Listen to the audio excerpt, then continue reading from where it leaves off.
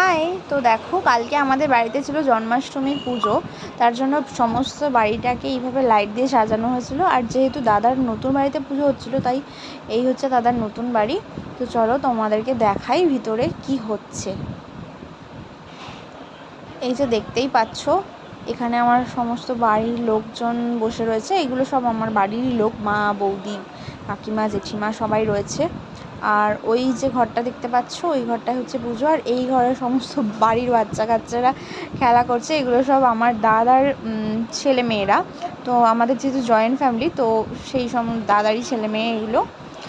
তো এবার দেখো, চলো যাই যেখানে পুজো হচ্ছে সেখানে তোমাদেরকে নিয়ে যাই। এত সুন্দর করে সাজিয়েছে, দেখলে একেবারে চোখ জুড়িয়ে যাচ্ছে। এখানে ঠাকুরমশাই পুজোয় অলরেডি বসে গেছেন।